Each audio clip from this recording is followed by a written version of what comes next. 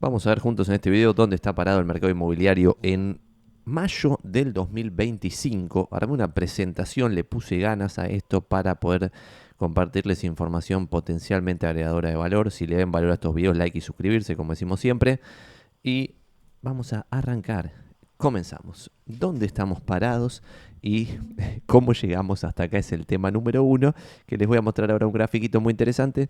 Pero lo primero que les quiero contar es que el mercado inmobiliario, para el que está colgado una palmera y todavía no se enteró, viene de 6 años de destrucción absoluta entre el 2018 y el 2023. A principios del 2018, no sé si recuerdan, fue la mega devaluación del gobierno de Macri cuando el dólar pasó de 20 a 40 pesos y ahí empezó a morir el crédito UVA de ese momento. Los precios empezaron a bajar al principio lentamente. Muy fuertemente bajó la cantidad transada porque como el mercado no ajustaba al principio por precio, ajustó por cantidad. Y eso fue a principios del 2018. Todo el 2018, 2019, 2020, 2021, 2022 y casi todo 2023, hasta octubre más o menos, el mercado estuvo en la malaria total. ¿Qué es la malaria total? Los precios yendo a la baja, cada vez más abajo, cada vez más abajo, cada vez más abajo, y la cantidad transada en números deprimentes. Para dar un contexto para el que no sabe, mercado de la Ciudad Autónoma de Buenos Aires, vos cuando no tenés cepo cambiario tenés más o menos 6.000 operaciones por mes, cuando tenés cepo cambiario tenés 3.000 operaciones por mes y en los últimos años, post pandemia, estábamos inmediatamente después de la post pandemia, 1.500 operaciones por mes, después 3.000 operaciones por mes, que era una lágrima total porque encima los precios eran bajos. Y ahí lo que se hablaba, que al principio yo no compraba la teoría, pero al final es lo que terminó o lo que está pasando ahora, que era lo de la teoría de las 4X, que era que el mercado de comisiones inmobiliarias se iba a cuadruplicar en poco tiempo. ¿Por qué? Porque se iba a duplicar la cantidad transada y duplicar el precio. Bueno, la cantidad transada, no voy a ir al tema 2 todavía, pero la cantidad transada ya más que se duplicó, pues estamos por arriba de las 6.000 operaciones por mes. Y ese número, el último que se tiene, es con cepo, o sea que estamos en una excepción total a la regla. Esos 6 años de destrucción del mercado fueron una caída del 50% de los precios en términos reales, es decir, cuando ajustás por inflación los números, inflación en dólares, de cuánto vale el dólar posta en el mundo, no en Argentina, caída del 50%. Esta caída del 50% es equivalente a lo que cayeron los precios de las propiedades en la crisis del 2002, para dar un panorama. En la crisis del 2002 la cantidad transada subió en vez de bajar, lo cual es loco, y ese 50% se aniquiló en un solo año la crisis del 2002, en el 2001-2002, y ahora tomó 6 años que baje ese 50% en términos reales. Si comparo el piso de más o menos octubre de 2023 contra enero del 2018, que estábamos en pico máximo. Sin crédito todos estos años, una cosa de locos para la clase media. 6 años es un montón de tiempo demencial y bajísima demanda. Y ahora lo que les quería mostrar es esto, que lo hice el otro día, me pareció súper interesante porque no lo había hecho así como tipo marcando los bull markets y los bear markets del mercado inmobiliario. Le puse mi cara ahí de fondo para que si alguien me lo chorea, al menos tenga que laburar un poco para chorearme el contenido. Eh, y esto es desde el año 77 hasta ahora la evolución del precio del metro cuadrado en Buenos Aires. Y acá hay varias conclusiones locas. Una es el chamullo ese barato de un montón de colegas que dicen que el metro cuadrado siempre sube, entre comillas, y lo que sube en general es nominalmente, y no es porque sube el metro cuadrado, sino porque en realidad Estados Unidos imprime dólares y todos los activos del mundo suben de precio nominalmente, pero en términos reales no, porque justamente esa impresión de dólares por sobre el crecimiento del mundo lo que genera es inflación, un conocimiento básico que todos deberían tener, pero que en Argentina se está tratando de redescubrir todo el tiempo cómo se genera la inflación. Entonces, si el dólar vale menos, los activos del mundo valen más solamente porque los yanquis están imprimiendo muchos billetitos. Pero cuando vos ajustás los precios, que es lo que hay que hacer, pues por ejemplo en el 77 el metro cuadrado, no lo tengo acá abierto, pero lo puedo abrir, pero era tipo, valía, no sé, $300 el metro, una cosa así, de ese momento. Pero cuando ajustás ese número por toda la inflación que hubo desde el 77 hasta ahora, que esto como dato de color, pero si ustedes googlean, por ejemplo, US Inflation Calculator, y lo ponen en Google, una boludez total, y entran, por ejemplo, a esta herramienta y ponen, che, si en la mensaje de publicidad por todos lados, si ponen acá, si en 1977, si en 1977 una propiedad valía $20.000, ¿cuánto vale en diciembre del 2023? $105.000. O sea, de 20.000 pasaste a 105.000 porque hubo 424% de inflación acumulada del 77 hasta ahora en dólares en el mundo, ¿está bien? O sea, que no se puede comparar nominalmente un precio del pasado con un precio del presente porque son incomparables. Dicho eso, este gráfico lo único que hice fue ajustar por inflación cada uno de los números de todos los años y agarré en esta parte de la malaria de los 6 años precios de cierre reales, no valores de lista. ¿Por qué? Porque por primera vez en toda la historia, en este punto acá, a fines del 2017, principio del 2018, el mercado ajustó por cantidad. Lo que pasaba siempre hasta ese momento es que el mercado ajustaba por precio. Entonces, en la crisis del 2002, vos tenías acá, pum, el precio bajaba 50% en un periquete y la cantidad transada inclusive subía. ¿Está bien? En cambio, en estos últimos 6 años, acá, encima de que el precio bajó 50%, la cantidad transada bajó también zarpado. O sea que si se hubiera transado la cantidad, tipo, entre comillas, de equilibrio, según un libro de economía, bueno, esa cantidad de equilibrio hubiera llevado el precio mucho más que 50% abajo, que es lo que terminó pasando. Dicho eso, quiero contarles solamente cómo son los bull markets y los bear markets del mercado inmobiliario en Buenos Aires, porque el precio de las propiedades, y esto es interesante, dejo compartir pantalla para que no se distraigan y después volvemos a los precios, y voy a tratar de, en este video voy a hablar de un poco de los créditos que están vigentes ahora, los créditos SUBA, un poco de qué tendrían que tener en cuenta al momento de una propiedad, o sea, va a ser también una guía más o menos del mercado, pero bueno, volviendo a esto de los precios de las propiedades en todo lado del mundo, en general tienden a uno, es decir, tienden a mantener un precio en el tiempo, pero cuando vos tomás un periodo de tiempo muy, muy largo. Si yo agarro Ámsterdam desde el año 1500 que tienen data los guachines, hasta ahora van a ver que el precio hace un descontrol, tipo con precio muy arriba, muy por arriba de la media, muy por abajo de la media, pero después tiende a uno en términos reales, ¿está bien? Entonces, ¿cuál es la magia del real estate?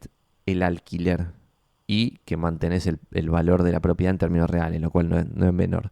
Si vos reinvertís los alquileres, ya hemos hecho videos acá, pero terminás más o menos en 7, 8 puntos, creo que era que te daba, contra 11, algo así, de invertir en una cartera diversificada de acciones. Entonces, frente a bonos, las propiedades son un poco más volátiles que un bono, pero sin embargo, como vos no estás viendo el precio de una propiedad día a día porque no te interesa, no tenés una pantallita donde ves cuánto está cada día el precio de la propiedad, no te molesta tanto, pero sin embargo sube y baja los precios más que los bonos y la renta es mayor a la de los bonos.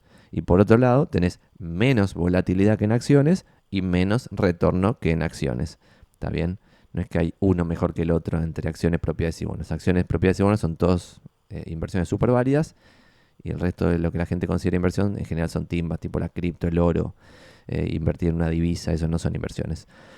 Volviendo a esto, como ven acá, lo que ya dije, en Argentina pasa lo mismo que en todos lados y tiende a uno. Obviamente esto en un momento se va a ir para arriba, en un momento va a bajar por abajo, pero tiende a uno, tuki, a mantener el valor. ¿Está bien?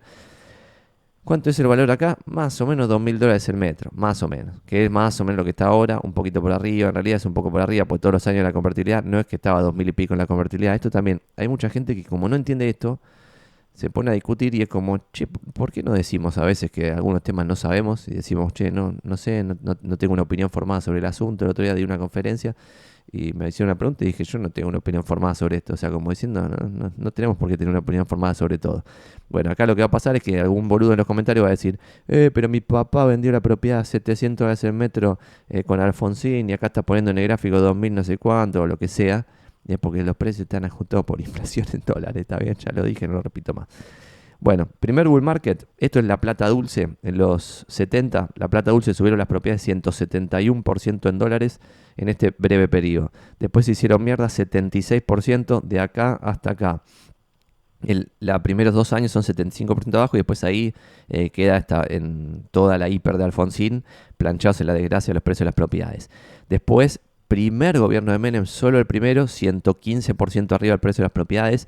Después, segundo gobierno de Menem, los precios de las propiedades se mantenían nominalmente, pero como había un poquitito de inflación yanqui, levemente iban bajando en términos reales los precios de las propiedades. Y crisis del 2002 bajan 50%, el acumulado de todo eso, segundo gobierno de Menem, todos los 400 gobiernos que hubo después de la crisis del 2002 y qué sé yo, 54% abajo. Después de eso se dio el único quindenio, acá no estoy separando esto que podría ser como si fuese un mini bear market, pero lo que define los yankees como bear market es que bajen más de 20% los precios de las propiedades para que se considere un bear market. Bueno, este es el único quindenio, es decir, periodo de 15 años de suba casi ininterrumpida de precios en las propiedades en Argentina, que después siguió con una baja del 49% en términos reales del precio de las propiedades de valores de hoy, del 2025, de $3.600 ante el quilombo de la devaluación de 20 a 40 pesos, a un final en el 2023 antes que gane Milei de $1.837 el metro promedio en Buenos Aires, precio de cierre verdadero de lo que efectivamente se vendía, y eso ahora ya rebotó 20%. Entonces, este es el panorama de lo que puede pasar con el precio de propiedades. No se sabe lo que va a pasar en el futuro, nunca se sabe lo que va a pasar en el futuro. Yo estoy invertido en propiedades, sigo comprando propiedades, y sin embargo, acá cuando estábamos acá, yo decía, esto no es un delirio, muchachos, ¿no le parece que nos fuimos un poquito al carajo? Bueno, y yo acá, pumba, en este punto acá, porque acá no la terminé de ver, a pesar de que, y voy a contar una buena anécdota, en este punto máximo absoluto yo tenía un cliente, voy a dejar de compartir pantalla, tenía un cliente que tenía una sociedad y quiso vender todas sus propiedades. Y cuando me llama y me dice, Santi, vamos a vender todas las propiedades de esta sociedad. Y yo le dije, pero Michael, vamos a ponerle un nombre falopa que no era el nombre verdadero. Michael, pero ¿por qué vamos a vender esto? Si vos cuando vendas esto vas a pagar 30% de ganancias, sobre todo el precio, porque el precio de compra que figuraba en todas las escrituras era ínfimo, porque era el año del recontrapedo, entonces iba a pagar el 30% del precio final de todas las ventas. Yo decía, pero esto no tiene sentido, amigo Michael, no la comprendo. Y porque la joda es que en una sociedad, si vos vendés y con esa guita comprás otra cosa, pues tienes una figura que es venta y reemplazo donde no pagas ganancias. Entonces yo decía, pero Michael, vendamos todo esto y le pasás la guita a estas otras propiedades que ves como oportunidad y no pagas ganancias. El 30% es un montonazo de guita. Bueno, me dijo Santi, no, esto está muy caro. Y me hizo todo un planteo que yo, como respetaba a Michael y pensaba que era muy inteligente y que sabía de inversiones, dije, tiene algo no termina de entender. Pero no me convenció. Yo seguía pensando, esto no está tan delirado, qué sé yo. Quizás si Argentina resucita, como pensamos siempre, y qué sé yo. Bueno, hasta que empezamos a vender esas propiedades, se vendió una, se vendió otra, eran varias las que tenía la sociedad. Y un día vendimos una propiedad en Palermo, que era un dos ambientes, y se vendió en ese momento a $240.000. Un dos ambientes que voy a poner US Inflation Calculator de vuelta, para que ustedes vean, por ejemplo, si yo agarro y digo $240.000, que era lo que vendimos ese dos ambientes, en el 2017, a fin del 2017, son $303.000 de hoy. Perdón, no estaba compartiendo pantallas. $240.000 del 2017 son $303.000 de hoy. Bueno, entonces cuando se cerró esa transacción, en ese punto, que ya estábamos casi en el 2018, yo dije, esto es un delirio. Y ahí caí en razón. Dije, no, en Argentina, un país del tercer mundo, un dos ambiente, $240.000. Y ahí me puse a ver Miami, Madrid, Barcelona, cuánto estaban los precios de propiedades. Y ahí fue como un clic que hice que dije, no, esto se va al recontra carajo.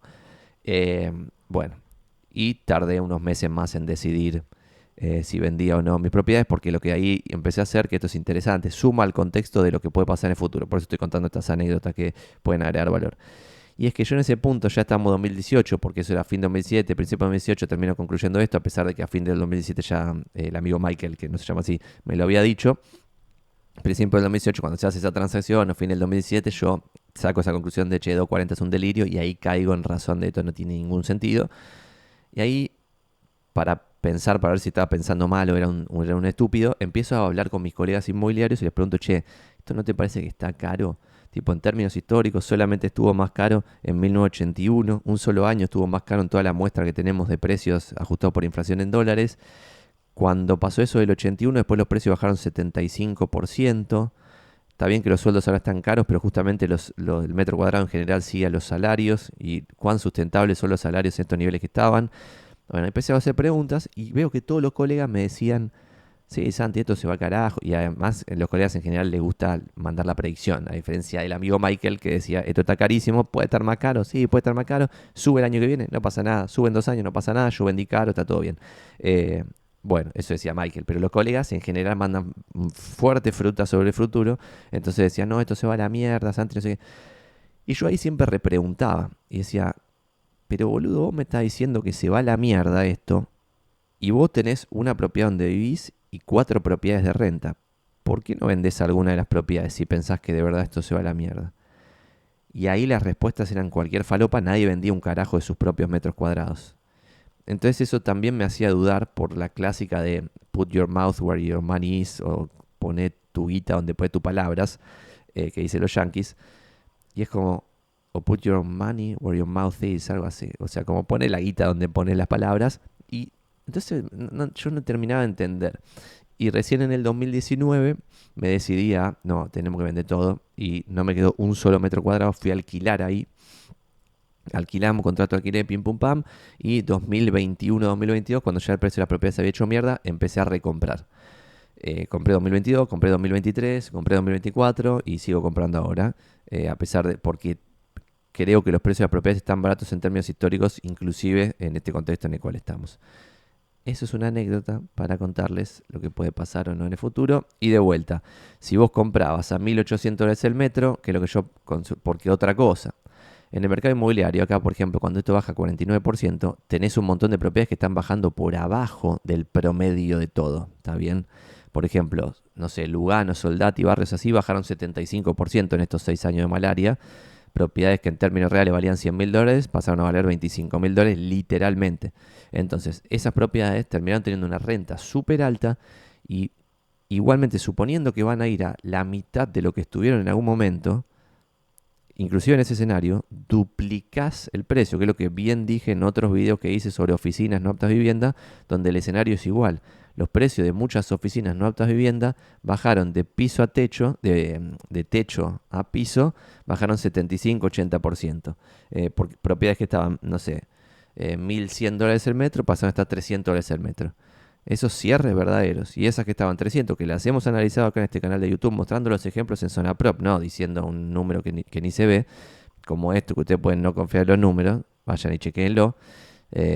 Bueno, y entonces ahí yo concluía, che, pero si acá compras algo que está por debajo de esta línea, por acá, por debajo del promedio general, la capacidad de revalorización es tremendísima y encima con rentas altas. Bueno, eso es el panorama hasta ahora. Es verdad que el mercado se hizo mierda. Esto de 6 años de destrucción del mercado, es verdad. Caí el 50% en términos reales, es verdad. Sin crédito y bajísima demanda. ¿Ya rebotó el mercado o es un espejismo? Ahora ya rebotó el mercado. Lo vimos recién en este gráfico. Ahora voy a mostrar otras cosas.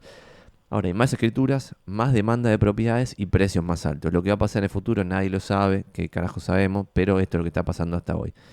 El otro día me puse a analizar Recoleta como un ejemplo y lo que concluí es medio una boludez, pero no es una boludez, y es que estamos moviendo lentamente a el histórico. Voy a contar una teoría que yo había elaborado que se reflejaba en la realidad, y era que Recoleta desde Avenida Córdoba, que está más o menos acá en este mapa, que todavía no figura acá Córdoba porque está en la Plaza Jusey, hospital de clínica y qué sé yo. Y si ibas subiendo una cuadra hacia el norte hasta Las Heras y después inclusive subiendo, ibas agregando $100 por cuadra desde un inicio en Avenida Córdoba y después a Paraguay $100 más, Mansilla $100 más, Santa Fe $100 más, Arenales $100 más, bueno, y así vas subiendo. Eso que eran $100 por cuadra, ahora son $50 por cuadra en este momento del presente en el cual estamos hablando. Y la zona, por ejemplo, entre Avenida Santa Fe y Juncal está más o menos $2.150 el metro promedio de cierre. La zona entre esa Juncal que dije recién, 2 cuadras más al norte, que es Peña, 2.250. Y entre Peña, que es Peña Pacheco de Melo, Avenida Las Heras, 2.350.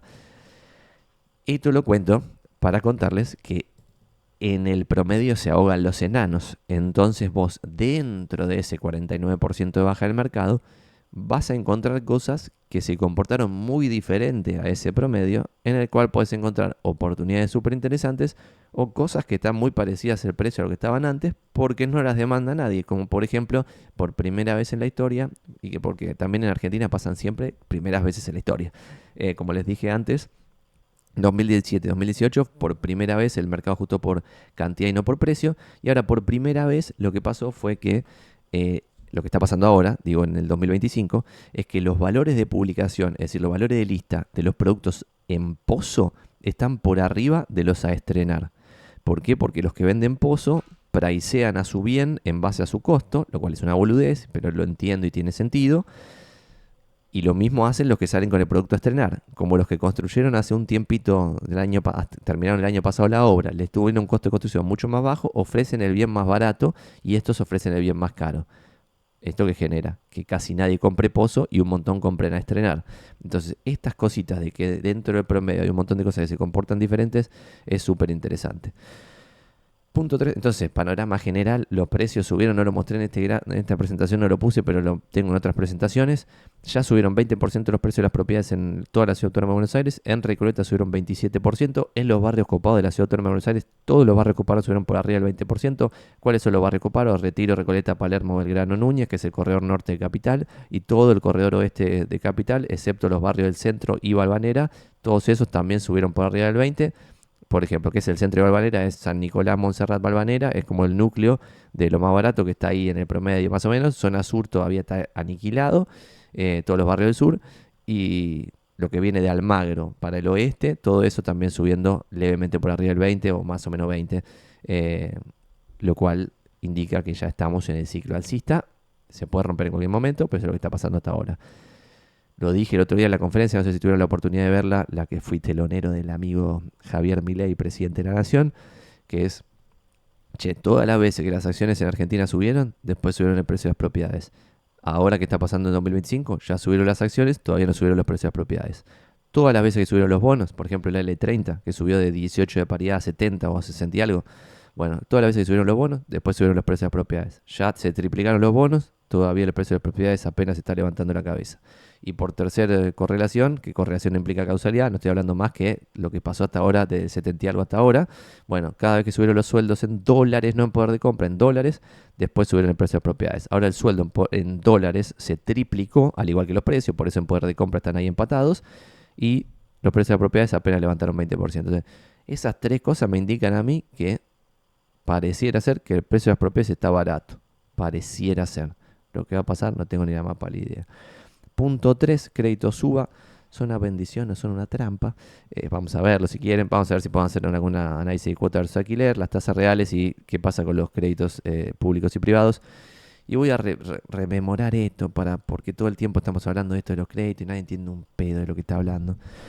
Entonces vamos a tratar de poner un pequeño halo de luz sobre qué significa los créditos UVA, y para empezar hay que definir qué significa la UVA, y la UVA es la unidad de valor adquisitivo. Básicamente es como si fuese una moneda, ¿está bien?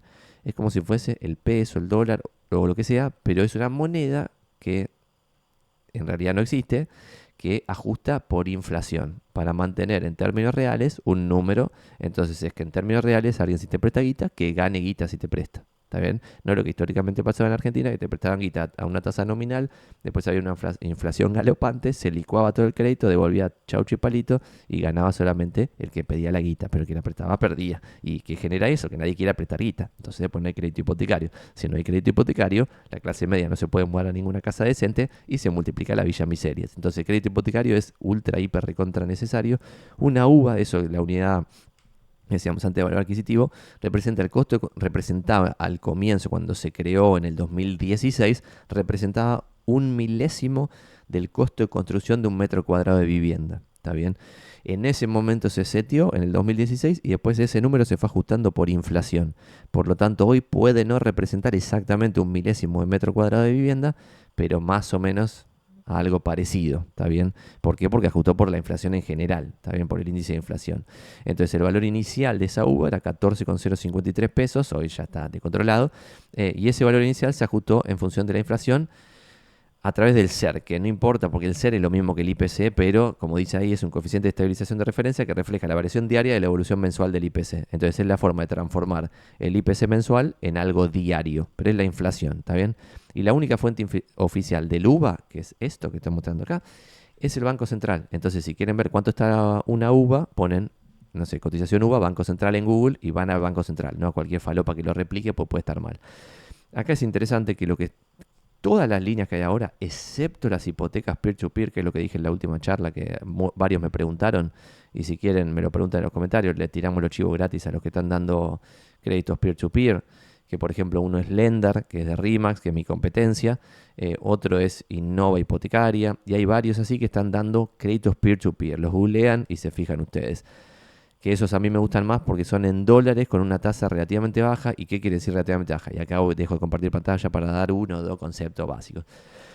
Y es, todos los países, especialmente en Argentina, estamos hablando todo el tiempo, por ejemplo, del riesgo país. ¿Qué es el riesgo país? Es cuánto paga por sobre la deuda yanqui una deuda de un país determinado. Y eso involucra cuán riesgoso es el país. Si Estados Unidos paga 5% por su deuda de tasa de interés y vos pagas 15%, ese 10% son los puntos básicos que van a reflejar tu riesgo país. ¿Está bien? Si ahora, por ejemplo, el riesgo país en Argentina son 700 puntos básicos, significa 7%. ¿Está bien? 7% de riesgo país. El riesgo país va por arriba de la tasa libre de riesgo de Estados Unidos, que hoy es 4 o 5%. Un bono largo puede sacarle casi 5. Para redondear, le sacas 5, sería 7 más los esos 5, te da 12%. ¿Por qué hice todo esto? Básicamente para decir que cualquier deuda tomada en este país bananero a menos de 12% anual es teóricamente, y esto es teórico, no es en tu caso en particular, no sé lo que tienen que hacer ustedes, fíjense bien lo que analizan, son adultos, fíjense bien, eh, cualquier deuda yo creo por debajo del 12% me parece barata. Entonces si hay alguien que en un crédito peer-to-peer te presta el 9,5%, frente a lo que se financia Argentina, que se financia al 12, y vos sos un pinche, debieras ser más riesgoso que Argentina, pero en la práctica son menos riesgosos, bueno, menos del 12 pareciera ser barato. Volviendo a esto entonces, estos dólares que te van a dar acá con el crédito UVA, no son ni dólares ni pesos, sino que son uvas. ¿Está bien? El banco te presta uvas, pero después cuando te da el crédito, te da pesos. ¿Está bien? Y vos con esos pesos vas a comprar dólares y le vas a pagar el precio que está pidiendo el propietario vendedor. Entonces hay uvas, pesos, dólares, pero lo que termina quedando es una deuda en uvas, que UVA es la moneda, no es la tasa de interés. ¿Está bien? Porque hay un montón de bancos que publicitan página completa de un diario y ponen, no sé, más UVA 3%. Y es como, ¿de qué están hablando? O sea, confunden a la gente. O sea, el crédito es en uvas y después la tasa de interés es lo que sea, 5%. Para mí la mejor línea de todas es la del Banco Ciudad, 3,5% de tasa, que es muy barato, solamente para el microcentro, que ese microcentro alcanza igual hasta Callao y Santa Fe, de la vereda que sería sudeste. ¿Está bien? Donde está, para los que son porteños, donde está el McDonald's, el Starbucks y el Club de la Milanesa. Bueno, esa es la última esquina de la línea más barata de créditos, que es del 3,5% del Banco Ciudad. Bueno, entonces la deuda no es en dólares ni en pesos, se toma crédito en uvas y se paga su equivalente en pesos mes a mes. Los créditos UVA argentinos están inspirados en el modelo de las UF, que son las unidades de fomento de Chile. Eso en Chile hoy está con una inflación del 3,9% anual. Tiene créditos Chile fíjense acá en estos grafiquitos que estoy poniendo, que son captura de pantalla, 5,7% en el Scotiabank, 5,38% en este BCI, 5,76% en el Banco Falabella. Bueno, estas distintas cosas son más o menos 5 y pico por ciento de todas las líneas, entre 5 y 6 todas las líneas de créditos hipotecarios en UEFs de Chile. Casi sin inflación, esa es la jodita, ¿no? Argentina también se había copiado de Chile el concepto de la CFJP, que era el sistema privado de jubilaciones, que en Argentina duró menos de 15 años de punta a punta, así que fíjense si esto va a durar, que carajo sabemos.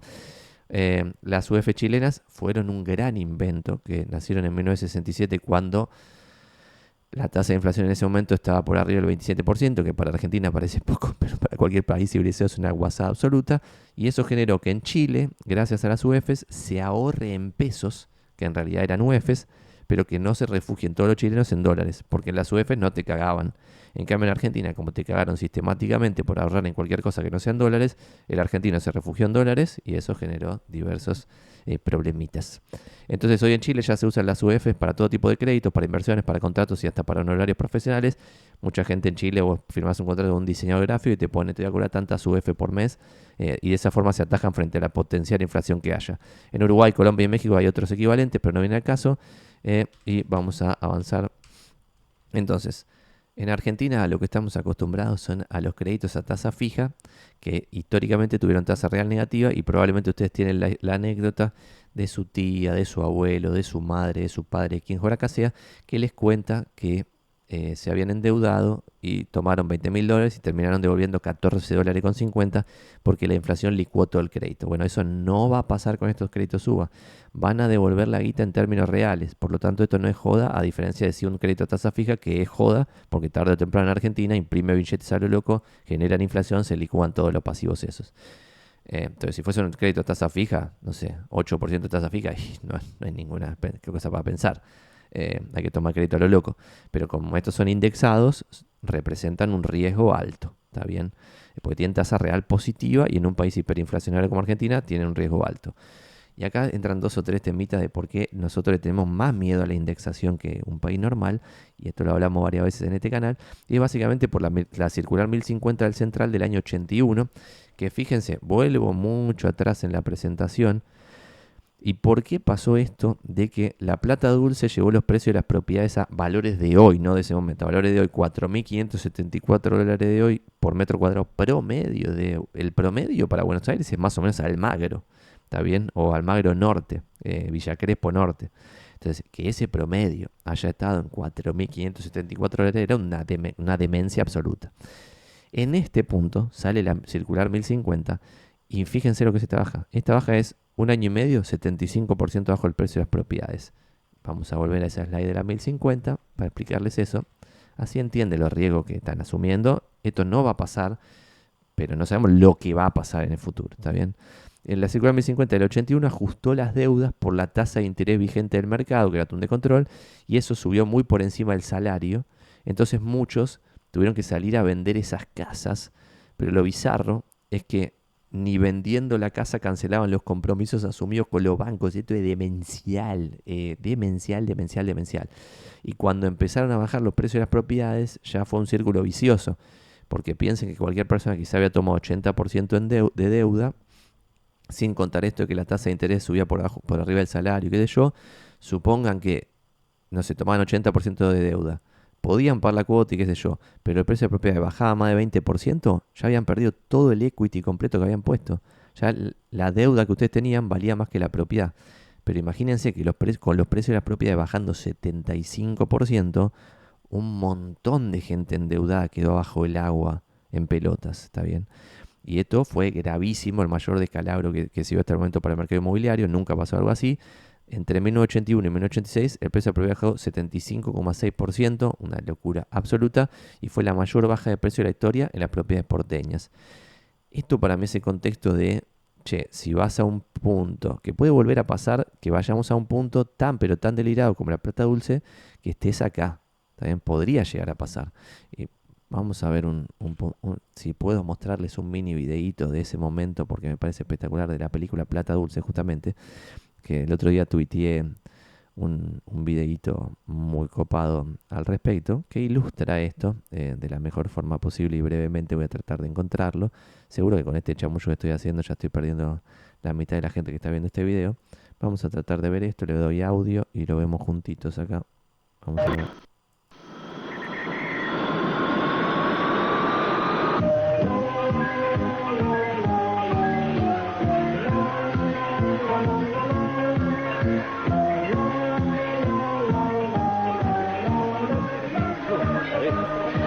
La cantidad de gente que había. Lo que pasa es que ahora con el dólar barato es un fenómeno viajar. ¿Sabes cómo nos esperan allá? Y claro, ahora se dio vuelta la tortilla. Ahora no le vamos a pedir nada a nadie. Los que ponemos los dólares somos nosotros, querida. Los argentinos. Bizarro. Pero ese era el contexto pre-reviente todo en 1.000 millones de pedazos que les estaba contando. Es interesante verlo así como con algo más gráfico para entenderlo mejor, ¿no? Me parece más copado. Bueno, entonces el precio de la propiedad bajó 75% en ese momento. Este es el miedo de mucha gente, pero lo que hay que entender es que, volviendo al gráfico anterior, no estamos ni cerca de este momento. Sí estábamos cerca de este momento. Yo me acuerdo en este momento, en este punto máximo, le dije a una amiga periodista, che, como decíamos antes, Michael, vamos a decir, Bárbara, che, Bárbara, tenés que hacer una nota de que el precio de la propiedad está en su máximo de 40 y pico de años y tan solo a tanto del máximo histórico de la plata dulce. Bueno, esa nota fue un éxito total, impresionante, porque el momento acá era todo bastante delirante. ¿Está bien? Si el precio de la propiedad acá de este 2200 va a 3605, por ejemplo, 3605 dividido 2200, tiene que subir 65% el precio de la propiedad de donde está hoy. Y el precio de la propiedad sube lento, no sube así en un minuto como subió acá, pimba, todo descontrolado. Y acá yo tengo anécdotas de mi familia espectaculares en este momento de delirio total. Pero en general, el que analiza el contexto histórico de los últimos 60 años, por ejemplo, va a darse cuenta del delirio, va a darse cuenta. Pero bueno, veremos.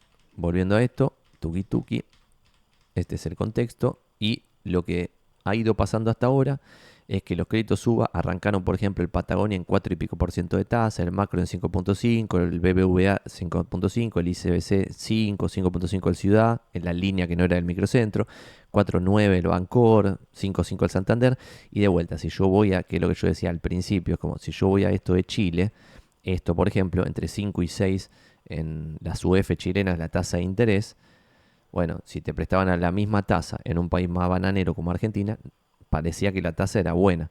El riesgo estaba en agarrar las uvas o no, lo que siempre dijimos y continuamos diciendo. Si la inflación de acá en adelante es un descontrol, que pareciera ser que no, pero todo puede pasar en Argentina, si la inflación es la bola de nieve aumenta en dólares, por ejemplo, que es lo que pasó el último año. Con mucha inflación en pesos sin devaluación, aumenta la bola en dólares. ¿Eso es un problema? Potencialmente es un problema, pero para mí acá, y esto es lo más importante de todo esto de los créditos UVA, para mí lo más importante de los créditos UVA es una autoevaluación de cuán empleable sos vos. O sea, no tanto de cómo juega la inflación, que es muy importante, cómo juega la inflación, la devaluación, el salario en dólares de la gente y el precio de las propiedades. Esas 4 cosas son importantísimas, es lo que tendrías que pensar para tomar o no un crédito UVA. Pero para mí la variable que rompe todo esto es cuán empleable sos vos. Si vos hoy ganás, por ejemplo, 2,5 palos en el mercado, si mañana te echan, ¿podés conseguir otro laburo de 2,5 palos? ¿O estás en un milagro estadístico en tu laburo de 2,5 palos?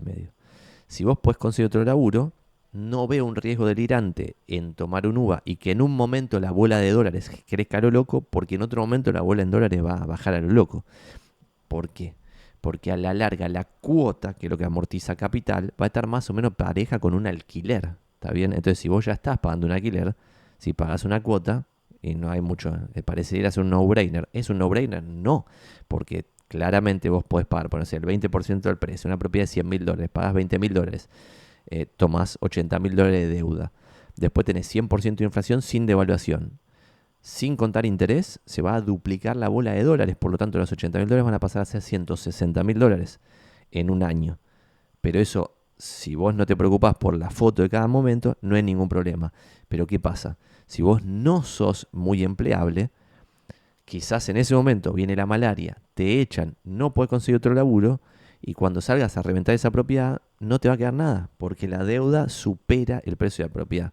Entonces, si vos sos empleable, perdés el laburo, conseguís otro laburo, seguís pagando la cuota que es equivalente a un alquiler y cuando eso de 160 va a volver a pasar a no sé dónde porque es insostenible un modelo, como vimos en el videíto de Plata Dulce, es insostenible un modelo donde Argentina, el café e té, valga más caro que en Bruselas. O sea, no camina ese modelo. ¿Está bien?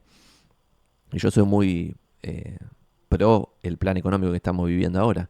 Sin embargo, digo, esta contra también. Es como, no camina muchos años siendo carísimo en dólares. ¿Está bien? Entonces, bueno, es el otro dato de color. 4 cosas a tener en cuenta, lo quería decir a cámara completa para que más o menos se entienda, que es devaluación, inflación, y esto lo voy a anotar en este cuadernito de inmobiliarios porque creo que da para otro video también interesante, más tipo resumen, pero un punto que vos tenés que pensar es tu estimación de qué va a pasar con la devaluación, tu estimación de qué va a pasar con la inflación, tu estimación de qué va a pasar con los sueldos en dólares y tu estimación de qué va a pasar con el precio de las propiedades. Para hacer un resumen del año pasado contra ahora, donde hicimos los primeros videos de los créditos UVA, devaluación no hubo, porque si vos te fijas cuánto estaba el dólar libre hace un año, estaba lo mismo que ahora, una cosa demencial. Inflación hubo a lo loco, últimos 12 meses ya no llega a 100%, pero es una locura igual para cualquier país. Pero es un muy buen dato para Argentina de lo que venía, que era ya era Zimbabue. O sea, el otro día fui a Expo EFI y había un panel de legisladores, de diputados. Había uno del Frente para la Victoria, uno de la UCR, uno de la Coalición Cívica, uno de no sé qué. Y estaba Berti Venegas Lynch de la Libertad Avanza. Y terminó la charla diciendo, ayúdennos a colgarle un cartel a la Argentina que diga esto no es el Congo. Y ese para mí es el mejor resumen de todos. Es tipo, es un desastre todo en Argentina hoy por ahora, pero dejamos de ser Zimbabue. O sea, es como la comparación, la vara estaba muy, pero muy baja, y entonces ahora estamos en un panorama distinto. Inflación alta, descontrolada, la bola en uvas pasó a ser mucho más en dólares, porque hubo mucha inflación sin devaluación el último año. Sueldos en dólares se triplicaron en dólares, pero no en poder de compra. Si vos podías ahorrar el 20%, ahora vas a poder ahorrar el 20% porque se triplicó todo en dólares, tipo este café vale el triple en dólares, pero también gana el triple en dólares la gente, entonces puedes ahorrar el triple en dólares, lo cual es una muy buena noticia. Y el precio de la propiedad ya subió 20%, por lo tanto ya te perdiste las oportunidades descontroladas que había regaladas en el 2023, pero sin embargo no subieron tanto. Entonces, estas cosas las analizás cruzado con empleabilidad tuya y debieras poder tomar una decisión coherente. Dicho toda esa intro de los créditos UBA, el tema es que cuando las tasas estaban 4 y pico, 5, la tasa en sí misma era baja. O sea, esa sería como la última, tasas de interés. La tasa de interés al 4 o 5% para el bananerismo argentino era bajo. Era lo que decíamos en los videos hace un año. Pero ahora ya todas las tasas subieron descontroladamente. Todos los bancos subieron las tasas, excepto, por ejemplo, el Ciudad con su línea del microcentro que mantiene 3,5%. Pero inclusive el Ciudad, para el resto de la línea, subió la tasa también. Y ahora ya no quedó ninguna tasa por debajo del 6. Bueno, entonces ahora ya no es tan obvio porque si estas tasas son baratas o caras, en realidad parecen ser todas caras, porque no estamos ni cerca todavía de una inflación estilo Chile de 3% anual. Estamos en 3% mensual todavía, que es muy, pero muy bananero. ¿Está bien? Entonces, hasta que esa inflación no baje a relativamente números más bajos, pero bueno, si vos te esperas que todo sea seguro, también es más difícil. Fede González Rouco, no vamos a ver todos los detalles, porque esto es un quilombo y da para un video entero de 2 horas.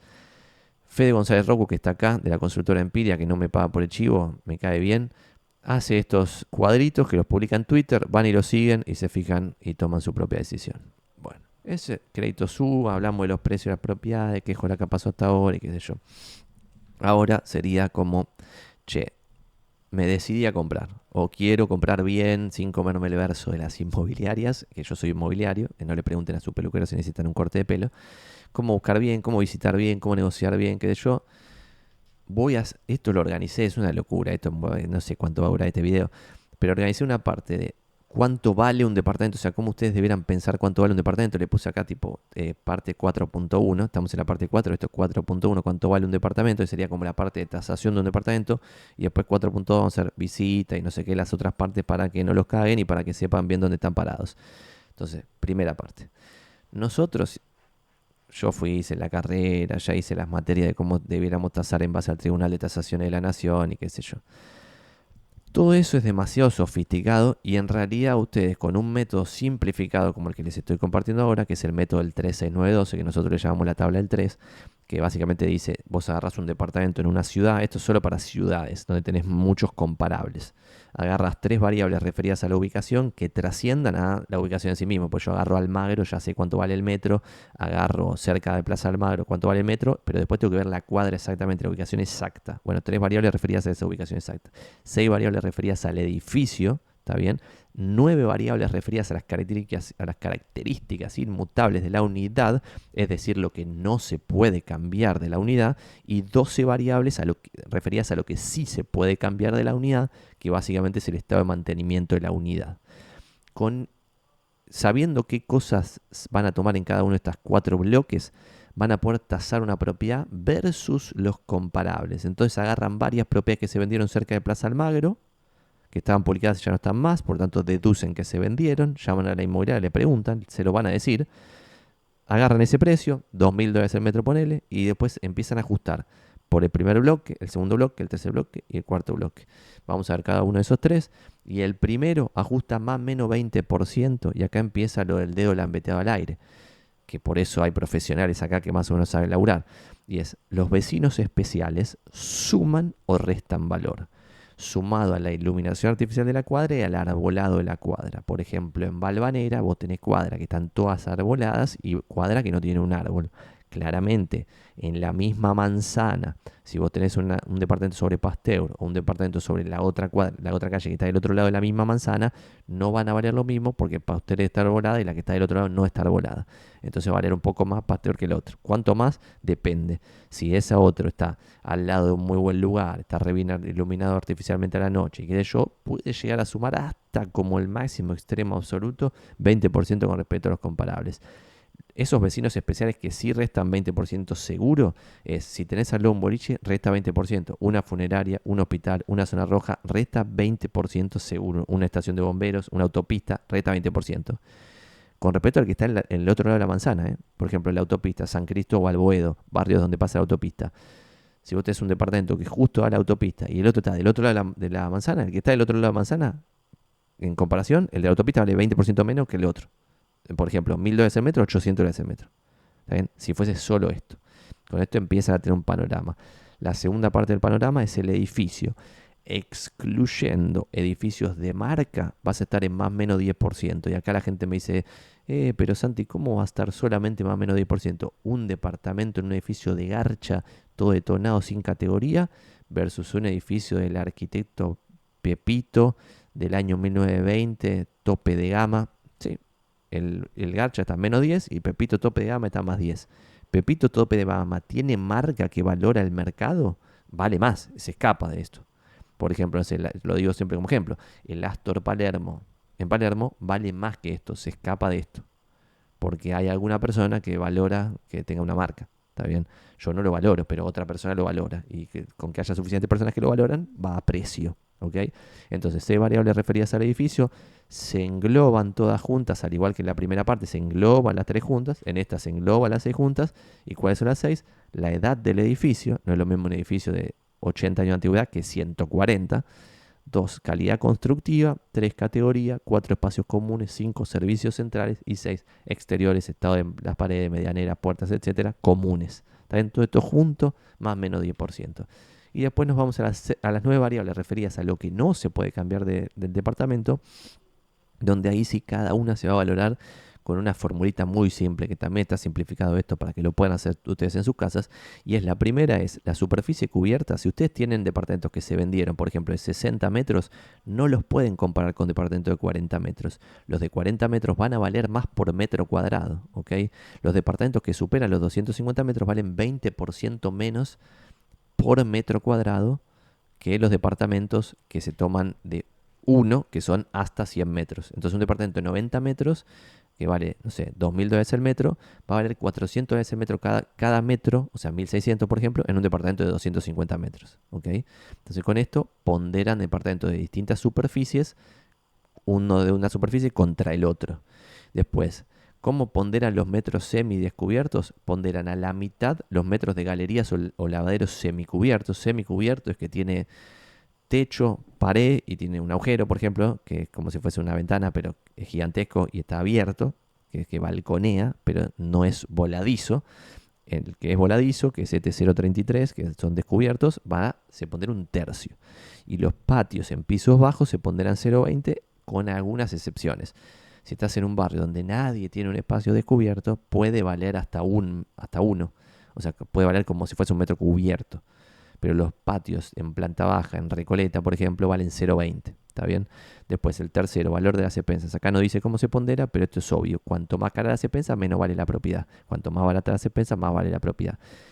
En términos relativos al promedio, si hoy un departamento de 3 ambientes en un barrio copado paga 300 lucas de expensas, si paga 150, el departamento vale más. ¿Está bien? ¿Cuánto más? Puede valer 10% más, ¿eh? Y si el departamento en vez de 300 paga 420 por un 3 ambientes, el departamento vale menos. ¿Cuánto menos? Puede valer 10% menos solo por eso.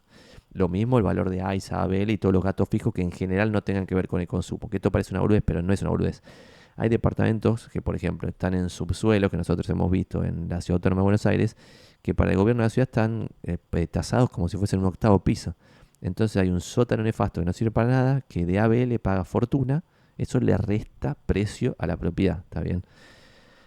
Continuamos, ahí ya habíamos visto 4 de lo que no se puede cambiar. La quinta es la altura del edificio, lo que se toma como 1, es decir, contra lo que se va a comparar todo es 4º, 5º piso, siendo lo mejor los pisos superiores al 9º piso, siempre y cuando no sean el último piso, porque el último piso, al igual que los pisos bajos, vale 10% menos que el 4º, 5º piso. ¿Por qué? Porque en el último piso tenés más calor en verano, más frío en invierno, tenés humedad y 1000 quilombos.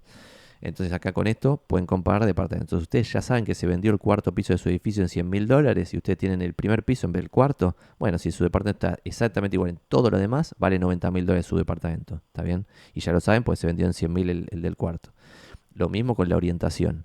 Si ustedes tienen un departamento que saben que se vendió en $100.000 y es orientación oeste, o oeste también es lo mismo, y el suyo es norte, bueno, el suyo vale $110.000 porque vale 10% más. La orientación sur 10% menos y obviamente las que son mix, tipo noroeste, noreste, es 105, la suroeste o sudeste 095, y con esto pueden tasar la orientación.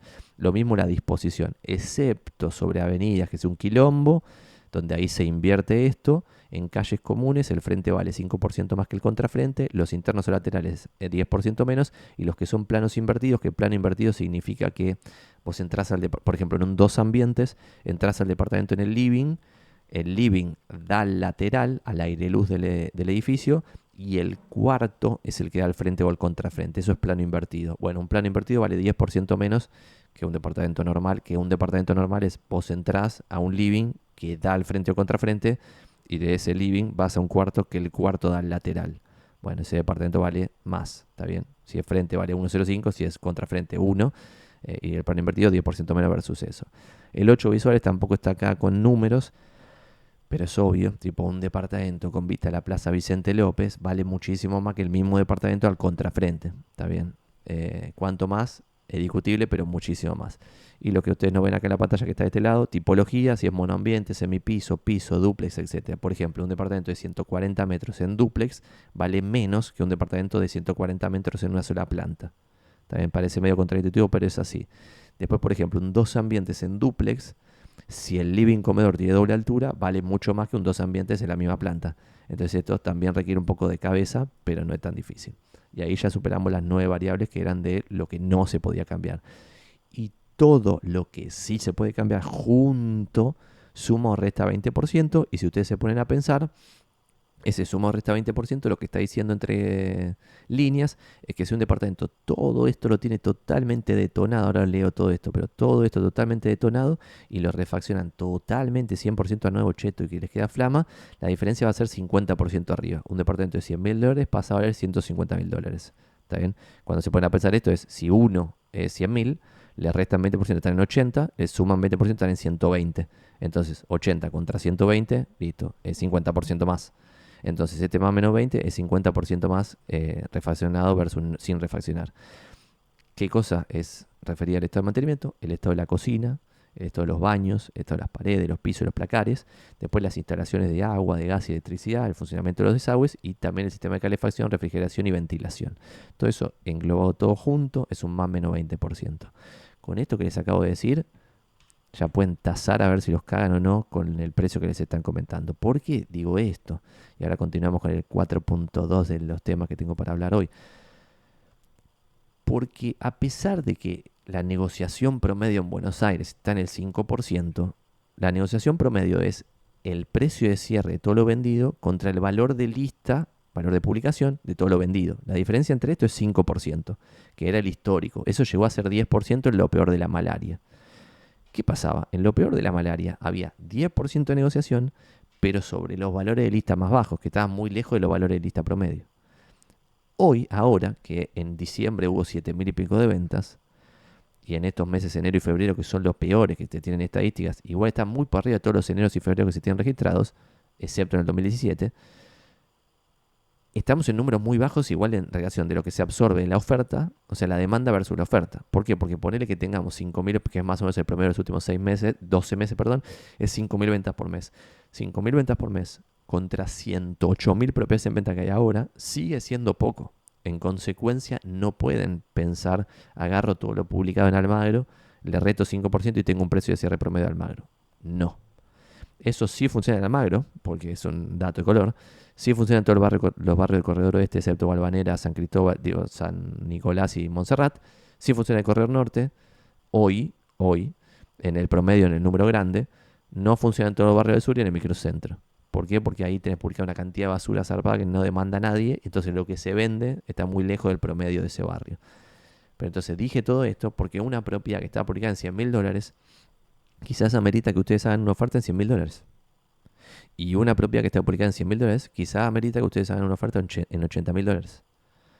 Y para eso tienen que saber cuánto vale la propiedad. Y cuánto vale la propiedad no tiene nada que ver en base al valor de publicación. No tiene nada que ver. Una misma propiedad puede estar publicada en 100 o en 120 y ser la misma propiedad y tener el mismo precio de cierre estimado. ¿Está bien? Entonces esto es súper importante lo que vimos hasta ahora.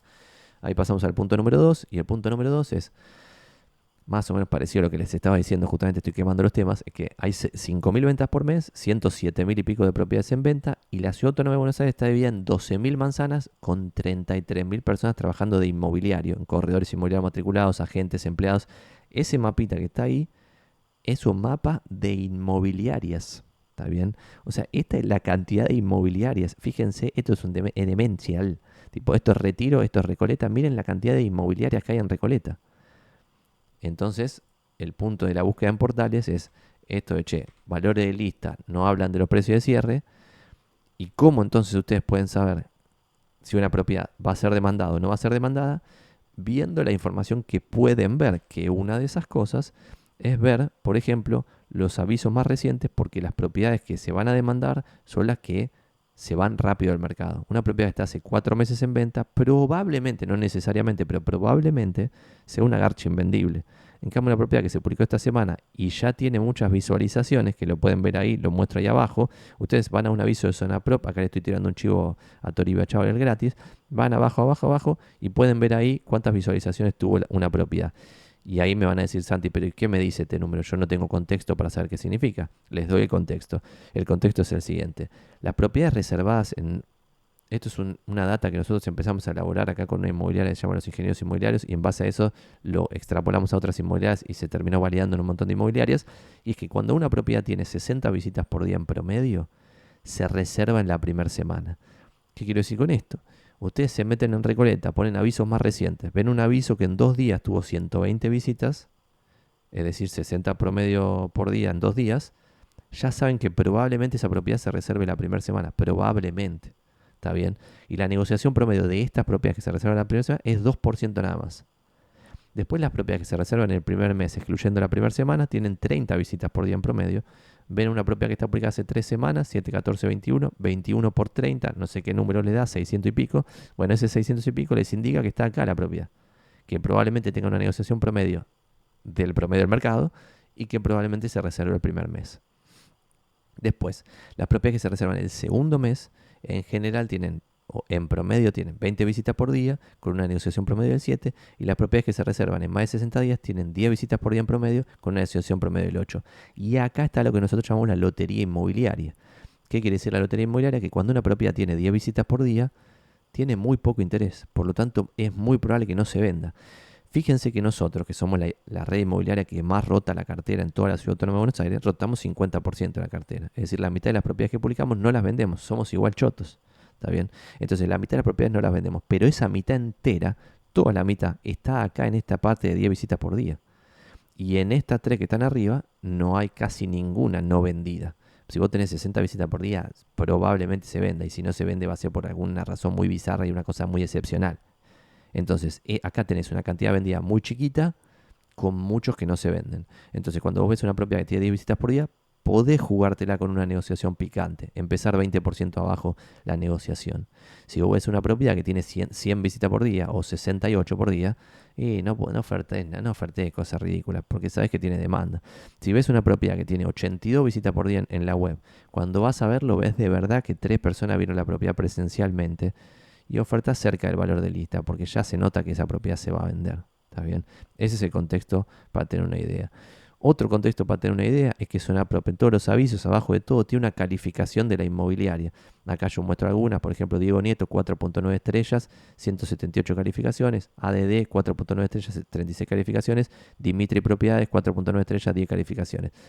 Hay inmobiliarias que acá tienen 3,2 estrellas, y bueno, ahí ya tienen que pensar lo que van a hacer. Pueden hacer atracción, alegría, van para adelante, pero probablemente si acá tiene muy poquito puntuación y probablemente la inmobiliaria sea una garcha. Si tiene cerca de 5, probablemente la inmobiliaria sea buena. Son datos que les ayudan a tomar decisiones más coherentes.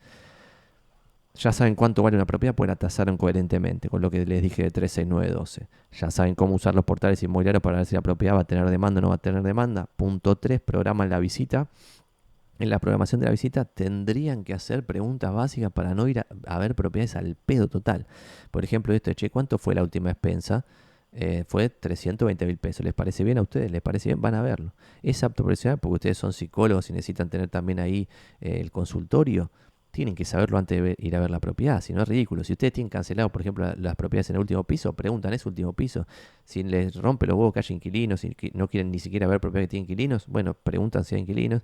Che, el que vende para reubicarse, porque quizás no les da a ustedes los tiempos, porque ustedes ya quizás tienen 3 encadenadas atrás del otro lado y no quieren seguir metiendo encadenadas. Lo preguntan antes. ¿Hay una sucesión? ¿En qué estado de avance está el trámite de la sucesión? Tipo, la venta es por tracto abreviado. Preguntas que les pueden dar un contexto.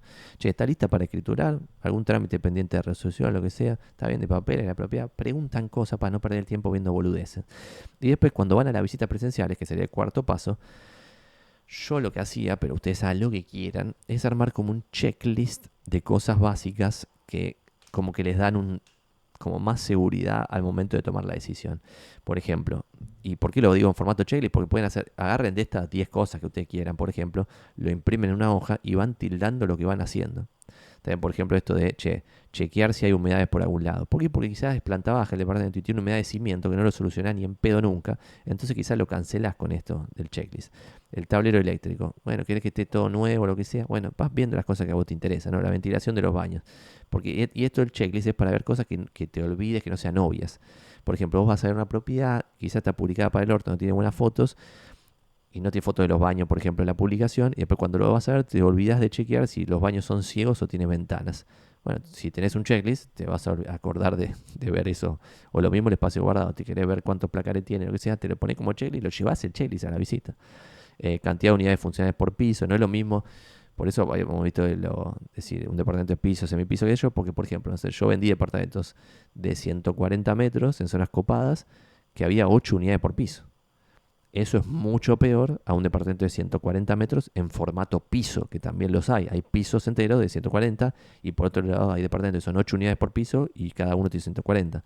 Entonces, obviamente vale menos el que son 8 unidades por piso porque es una pajarera con 1.000.000 de vecinos. Entonces, para saberlo. Entonces, hacen una captura de esto, de lo que les parece interesante. Yo siempre digo lo del hablar con el encargado, con algún vecino random. Se paran en el edificio un segundo y cuando está por entrar alguien le interrumpen y le dicen: señora, disculpe que la moleste, pero yo estoy viendo si no compro el cuarto piso acá. ¿Hay alguna cosa rara en el edificio? ¿Algún vecino indeseable? Lo que sea. Si hay un narco en el edificio, se los va a contar la señora, porque no tiene ningún interés en mentirles. Al contrario, les va a divertir chimentearles. Y si el chimento es, no, el vecino del segundo tiene un perro que caga el palier, bueno, eso no pasa nada, es lo que pasa en cualquier edificio de cualquiera. Entonces acá tienen un checklist, agarran el checklist, hacen lo que pueden con eso, y después acá les muestro esto muy brevemente, pues si no, va a durar 14 horas este video, que es el formato en el cual nosotros sugerimos que se dé el proceso de reserva. 1. Hicieron la tasación, ya saben tasarlo. 2. Vieron los portales, entendieron más o menos cómo se ve lo que tiene interés en los portales. 3. Chequearon bien antes de ver cualquier porquería y fueron a ver lo que valía la pena con unas preguntas obvias y razonables antes de ir a ver la visita. 4. Fueron a la visita presencial. 5. Reserva. Deciden reservar. ¿Cómo es ese proceso? Su reserva es lo que inicia el proceso de negociación. Entonces no es que ustedes reservan y están comprando la propiedad, reservan y están tirando una oferta, que la oferta tiene un montón de variables que ahora la vamos a ver muy por arriba, porque de vuelta hay un curso que nosotros tenemos en lainmobiliariainteligente.com, repito, lainmobiliariainteligente.com. Bueno, hay 12 módulos, cada módulo de 1 hora y media o de 40 minutos, no sé. Cada módulo tiene un video de Q&A de 1 hora y pico, sí, de preguntas y respuestas sobre el módulo. Por lo tanto, son como, no sé, 30 horas de contenido explicando lo mismo que ahora estoy tratando de meter en 1 hora, que ya se nos fue la hora. Bueno, entonces la reserva inicia la negociación. Entonces vos tirás acá, che, yo quiero comprarlo a $200.000, quisiera escriturar en tal lugar, que el escribano interviniente sea menganito, me gustaría pagar un refuerzo de no sé cuánto y después un boleto de no sé cuánto, porque me quiero hacer boleto por tal razón, no sé qué, bla, bla. Tiran todas las condiciones. Y ahí se negocia. Del otro lado hay una contraparte. Y ahí puede ser que se acepte la reserva después de negociar, básicamente, o que se rechace la reserva. Si se rechaza, les devuelvan la guita que ustedes pusieron de reserva y fin, van a buscar otra propiedad. Si se acepta la reserva, ustedes debieran reforzarla, ¿está bien? Debieran reforzarla, es decir, acá pusieron $1.000 y acá ponen, acá en el refuerzo, más o menos el 5% de la propiedad. Acá dice entre el 5 y el 10, a mí me gusta el 5.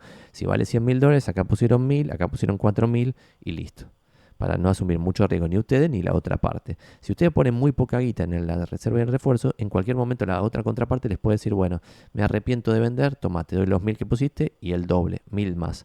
Por $1.000 del orto en un mercado alcista que están subiendo los precios de las propiedades, vos vas a perder un montón, porque quizá la propiedad estaba en 100, los precios suben a, no sé, a este ritmo de 15% por año.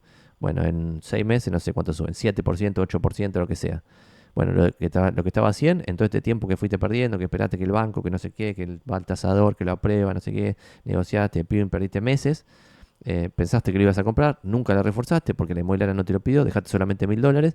Bueno, en un punto te devuelven 1.000 más 1.000 de multa, pero con los 1.000 de multa no haces nada, porque ahora la propiedad vale en vez de 100, $108.000. Entonces perdiste $7.000 cuando quizás vos ganás $1.000 por mes laburando, perdiste 7 meses enteros de laburo por hacer mal este proceso. Entonces esto es muy importante, pónganse las pilas en hacerlo con dignidad. ¿Y qué significa con dignidad? Dejo de compartir pantalla para decir esto que me parece interesante. Hay videos en mi canal que hablan específicamente de la reserva y les muestro todas las cláusulas para que no los caguen. Dicho eso, lo importante, más importante de todo, es que no dejen grises en el refuerzo, que no pongan cláusulas que permitan que la otra parte se arrepienta hacia la marchanta. También, por ejemplo, si dicen el escribano lo pone la parte compradora, no, pongan la escribanía interviniente, mengano de tal, matrícula tal, la escribanía está en tal lugar, el teléfono es tal, el mail es tal. ¿Por qué? Para que después la otra parte no les pueda decir, ah, no, yo no sabía que nos iba a cobrar este monto. ¿Cómo no sabías? Sos boludo si lo tenés puesto en la reserva con todos los datos de contacto del escribano. Y ahí ustedes no son responsables. En cambio, si dice lo va a determinar la parte compradora, y da ese gris para debatir. Está bien, da para debatir. Lo mismo el lugar de escrituración. Si ponen un gris, lo pone el vendedor en Capital Federal. Déjate joder, pongan un lugar. Y si no pueden poner un lugar, por ejemplo, lo ideal, no pueden poner un lugar. Bueno, pongan 3 lugares. La Casa del Mengano, el Banco Nación de no sé dónde, el Banco Ciudad de no sé qué otro lugar. No quieren ni siquiera poner eso. Bueno, pongan dentro de los límites del barrio de Almagro en la Ciudad Autónoma de Buenos Aires. ¿Por qué? Porque en Almagro no hay ninguna villa miseria ni asentamiento, no hay ningún lugar demasiado peligroso. Entonces, en donde le digan que tiene que ser en Almagro, va a ser en Almagro, no hay ningún problema. Van y se dirigen ahí a Díaz Vélez y Medrano con alegría y se terminó. Entonces, guarda, sin grises es lo importante de todo este que estoy explicando. Entonces, refuerzan y después se puede aceptar el refuerzo o inclusive lo pueden rechazar el refuerzo.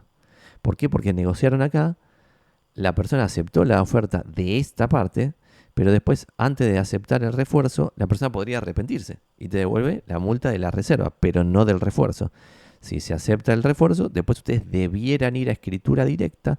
No tienes, hay una línea punteada a boleto o a cesión de derechos, que es una pelotudez, especialmente cuando el boleto de la cesión de derechos no está inscripta. Un boleto, una cesión de derechos que no está inscripta, es lo que permite los quilombos que ahora está viendo con desarrolladoras que vendían más de una vez la misma unidad funcional, y sí, porque los boletos no estaban inscriptos. No había forma de saber eso, de que se iba a vender más de una vez la misma unidad. Entonces es demencial, esto es demencial que se haga mal. Y de vuelta, ¿por qué les quieren hacer firmar boletos a veces? Para cobrarles la comisión, pues son unos tránfugas algunos. Entonces les quieren cobrar la comisión antes, y como el boleto se puede hacer en una semana, van a boleto en una semana en vez de esperar los 2 meses que llevaría a hacer la escritura traslativa de dominio, o 3-4 meses si hay crédito hipotecario.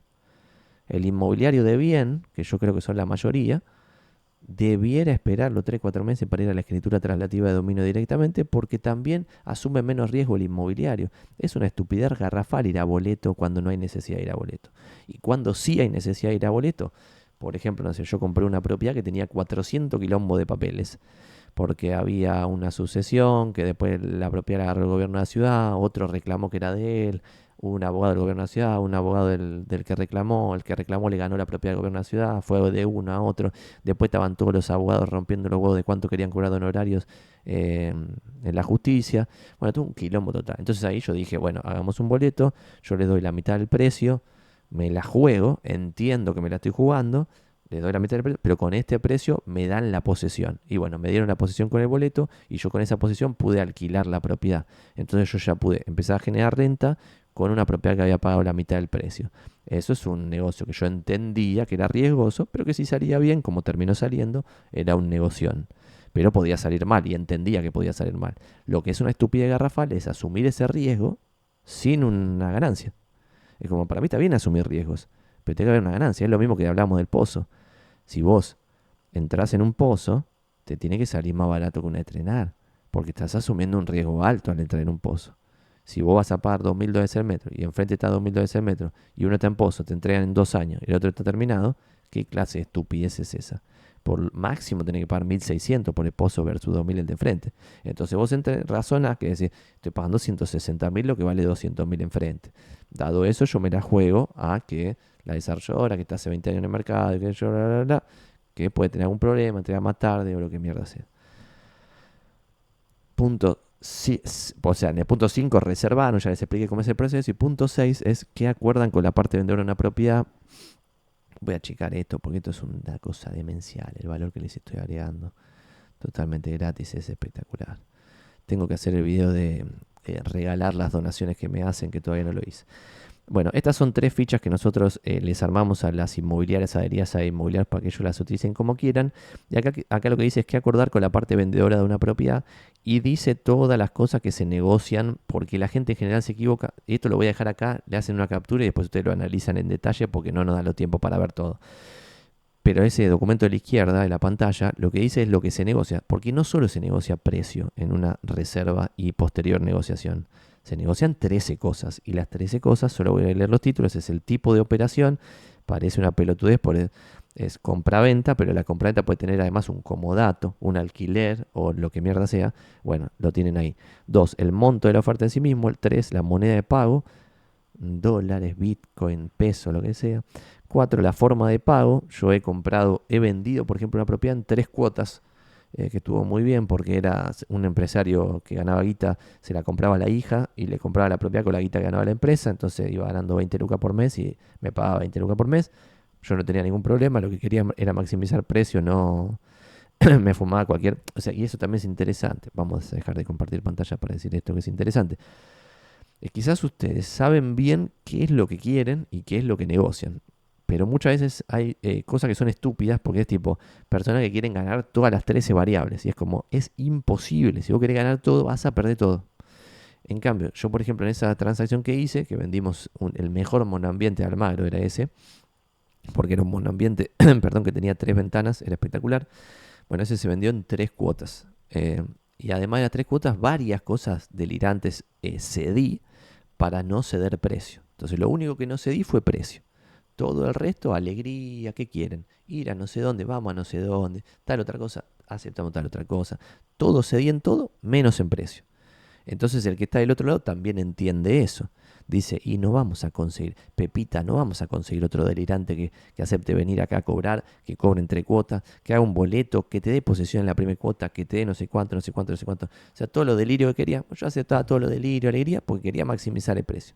Si hubiese querido maximizar la tranquilidad, la seguridad o lo que sea, hubiera tenido que ceder el precio. ¿Está bien?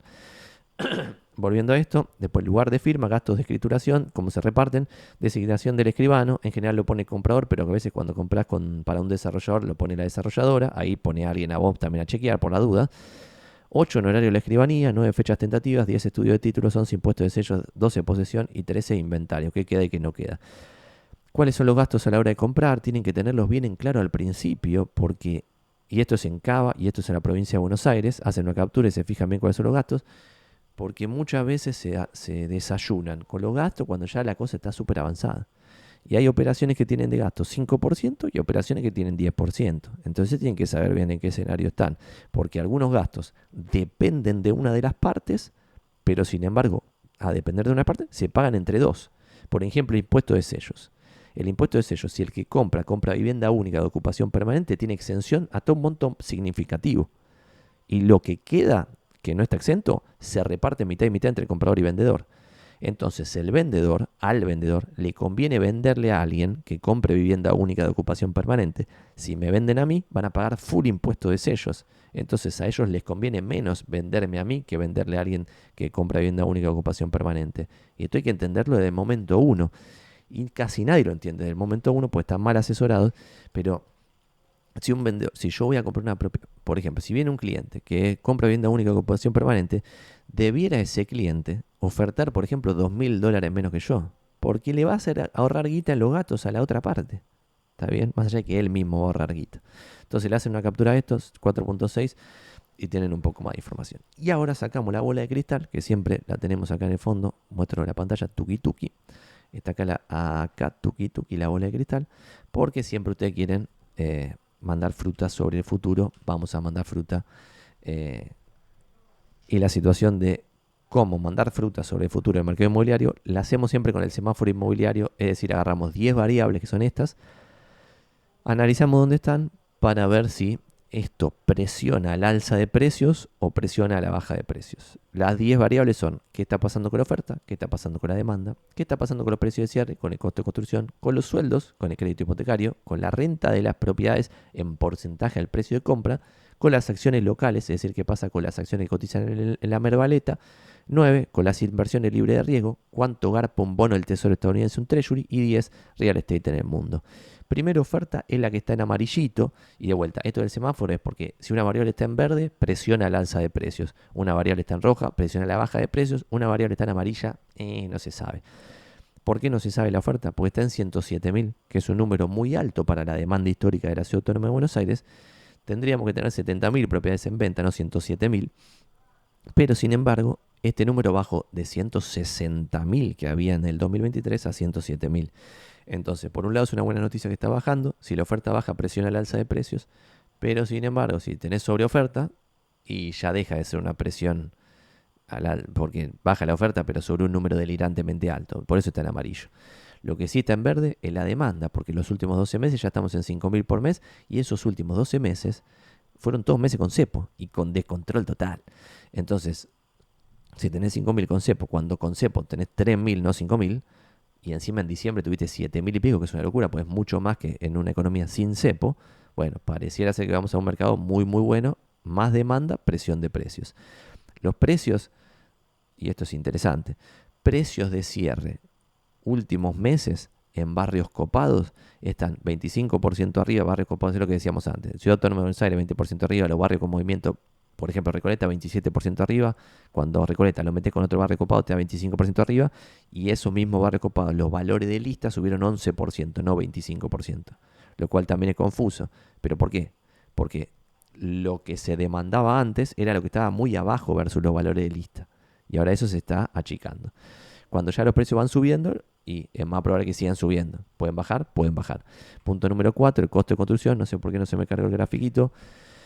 El grafiquito lo que mostraba ahí es que estamos en números de máximos históricos, una locura total. ¿Por qué? Que el costo no determina el precio. O sea, los precios se determinan por oferta y demanda.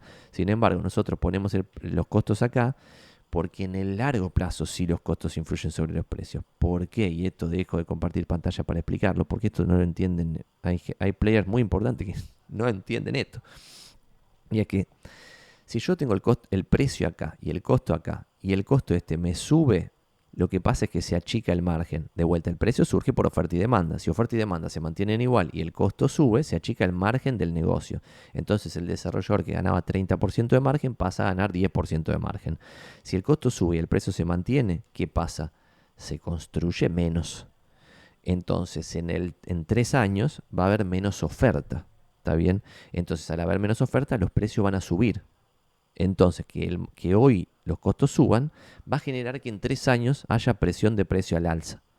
Y lo contrario también es cierto. Si yo tengo el precio acá y el costo baja para acá y el desarrollador pasa de ganar el 30% a ganar 45%, ¿qué pasa? El que vende, no sé, el empresario textil que está ganando guita linda todos los meses, pone esa guita en hacer un edificio y se pone a hacer desarrollar cualquier pelagato, que es lo que pasó en algunos de los últimos años. Entonces todos esos empiezan a construir edificios. En 3 años tenés sobreofertado el mercado de productos nuevos.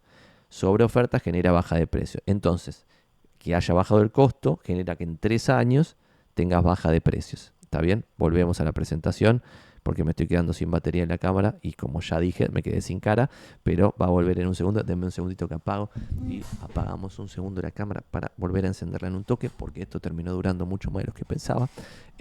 Sueldos están subiendo en dólares, lo hemos hablado, después lo voy a mostrar un poquito más en detalle si dan los tiempos. Crédito hipotecario, está subiendo el crédito hipotecario. Que haya más crédito es dinamizador para el mercado inmobiliario, porque cada crédito genera de 2 a 3 operaciones extra. En consecuencia, que haya más crédito genera presión al alza de los precios. La renta como porcentaje está subiendo. Esto quiere decir que una propiedad que rendía 2-3% anual, que era una porquería, ahora rinde 6% anual, que es algo digno, y eso genera que más inversores quieran invertir en real estate, por lo tanto genera potencial más demanda, alza de precios. 8, acciones locales. Cada vez que subieron las acciones, lo dije antes, subieron las propiedades, por ahora subieron fuertemente las acciones, todavía no subieron tanto las propiedades. 9, inversiones libres de riesgo, 4,8% de lo que paga un Treasury de Estados Unidos. Hoy la renta, por primera vez en un montón de años, de las propiedades en Buenos Aires, 5 y pico por ciento, 6%, están pasando por arriba de esas inversiones libres de riesgo. Y el punto número 10, real estate en el mundo, en verde también, porque el real estate en Buenos Aires está barato en términos relativos a los países que nos rodean y a los países del primer mundo, lo cual es interesante. Renta en Buenos Aires, y denme un segundo a ver si puedo prender la cámara de vuelta y me agarra y resucitó porque ya la apagué una milésima de segundo, me parece que sí puede ser que resucite. La renta en Buenos Aires, depende de la fuente, va a estar 5 y pico por ciento, 5,28, 5,26, 6,35, pero bueno, es una renta digna ahora. O sea, le pasa por arriba un Treasury solamente en renta, más toda la potencial revalorización. ¿Está bien? Las expensas que subieron muy por arriba de la inflación en Buenos Aires, también es algo que le pone un tope a la renta. Entonces estamos en 6% de renta aproximadamente, según reporte 6,35, según un estudio que nosotros habíamos hecho en diciembre, 5,28, 5,26 según otras fuentes. Yo calculo más o menos 6, está por ahí, depende de la metodología utilizada para calcularlo. Pero si las expensas tendiesen a la inflación, es decir, regresasen a lo que evolucionó la inflación, debiera subir el alquiler. Pero este alquiler ya está basado en ingresos de la clase media dignos en dólares, que no se veía también en mucho tiempo. Por eso en porcentaje ha subido. El promedio de renta entre el 2002 y el 2023 fue 4,4%, una lágrima total. Y esto es lo que mostraba antes, por si alguien quiere hacer una capturita, de la evolución mes a mes de los precios de cierres nominales en Recoleta versus los valores de lista. Los valores de lista se mueven muy poquito, pero porque no muestran la verdad verdadera de los precios. Porque acá cuando empezó la baja, antes de esto, se recontra hizo mierda el precio de cierre, pero los valores de lista apenas bajaban. Miren qué soft que va la evolución de valores de publicación y cómo se mueven más descontroladamente los precios de cierre y como de piso a techo, 27% arriba de los precios de cierre en Recoleta. Y acá hay algo interesante, que es lo que yo cuento siempre de la película Volver al Futuro, y es que nosotros, inmobiliarios, viendo las reservas que tenemos hoy, que ustedes también las pueden ver, porque se meten a un portal inmobiliario cualquiera de la competencia mía y se fijan todo lo que está reservado, y al fijarse todo lo que está reservado en el barrio en el cual ustedes están buscando, que le va a decir la propiedad reservado, o en negociación o algo así, bueno, van a ver ahí los precios del futuro, ¿se entiende?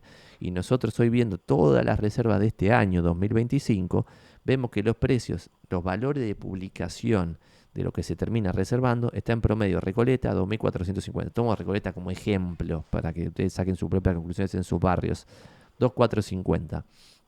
Si yo eso le resto la negociación promedio del 5, estoy en 2.350. Fijémonos atrás, tengo que el precio máximo alcanzado es 2.250 hace un par de meses. Y el último es 2.000 no sé cuánto, 2.150. Entonces, si vuelvo acá, hay algo interesante que no dije hasta ahora.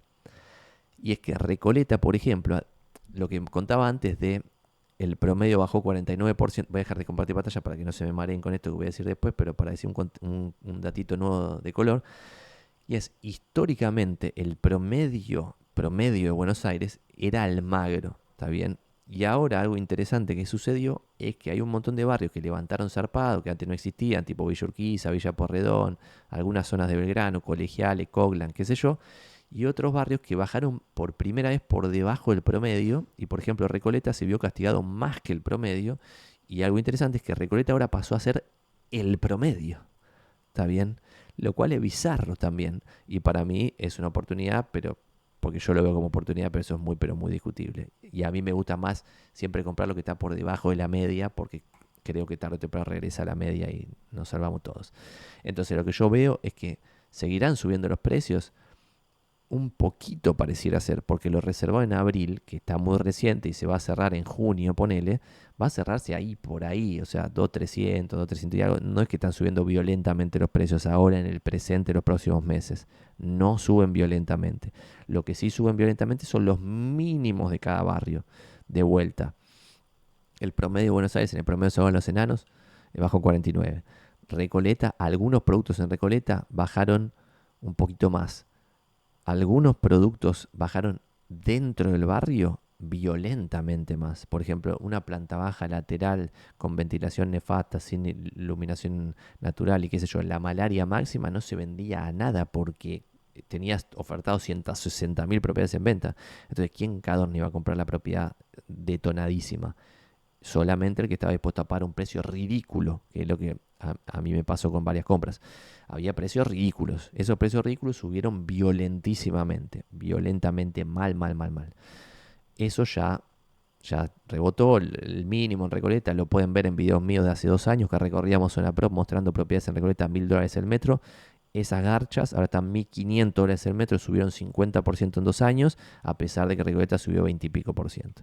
Entonces, en el promedio se van los enanos, estemos atentos a eso. Y punto número 6 y último, check. Entonces, Santi, con todo este quilombo, 1 hora y 24 hablando del real estate en Buenos Aires, ¿qué hago? O sea, ¿cuánto? ¿Cómo decido? ¿Me tomo un crédito? No sé, no tengo ni la más pálida idea. No lo sé. ¿Qué sé yo? Decidir esto no es fácil porque de vuelta tienen que pensar en una estimación de ustedes. ¿Está barato? ¿Está caro para lo que ustedes creen que está barato o está caro? ¿Qué va a pasar con la devaluación? ¿Qué va a pasar con la inflación? ¿Qué va a pasar con el sueldo del dólar en general? ¿Qué va a pasar con mi propio sueldo? ¿Qué va a pasar con el precio de las propiedades? ¿Qué va a pasar con las tasas de interés de los créditos hipotecarios? Bueno, se fijan todo eso, sacan alguna especie de conclusión. No tengo ni la más pálida idea. Lo que sí sé es que, por ejemplo, el sueldo de un maestranza sindicalizado, sin horas extra, sin premios, sin antigüedad, pasó de, en el 2023, $258 a un número actual de $704 y superó en un momento los $750. Por lo tanto, desde octubre del 2023, los sueldos en dólares, no en poder de compra, en dólares, subieron 2.7x. Y desde octubre del 2020, que está acá esta desgracia, 3.3 veces en dólares. Entonces, esto es presión al alza de precios. Y otro tema, cuando los sueldos están acá, cuando el maestranza pase acá a los 750 y esté en este punto de lo de Macri, porque esto arranca en enero del 2018. Acá fue el último final de un buen mercado inmobiliario. Cuando ya el maestranza superó los 750 para abajo, el mercado inmobiliario fue hacia la desgracia todos estos años hasta acá. O sea, hasta acá fue la desgracia. Desde acá hasta acá, 6 años de desgracia para el mercado inmobiliario. Desde acá hasta acá, los precios de la propiedad ya están subiendo. Porque también suben los sueldos en dólares. Porque también de vuelta sube el café, la pizza Huggies, el Big Mac y qué sé yo. Me quedé otra vez sin cámara, pues estoy haciéndolo demasiado largo. Así que vamos a meterle. En poder de compra estamos más o menos empatados. El consumo en dólares está descontrolado, dato de color. Los gastos en tarjeta en dólares descontrolados. Todos los precios de las economías, todos los precios de la economía, por ejemplo, una pizza Uy 5,86 dólares demencial, un cafecito de Starbucks también demencialmente alto. Tomen sus decisiones como adultos. No tengo ni idea de lo que tienen que hacer. Gracias por su tiempo. Si le ven valor a estos videos, like y suscribirse. Acá abajo ponen like si le ven valor. Si su sobrino está por comprar una propiedad, le mandan este video. En el peor escenario algo va a aprender y en el mejor escenario se va a capitalizar y tener una propiedad potencialmente, no para todos, pero potencialmente te cambia de clase social y te aleja de la pobreza. Abrazo grande, muchos éxitos y que les vaya bien a todos. Abrazo.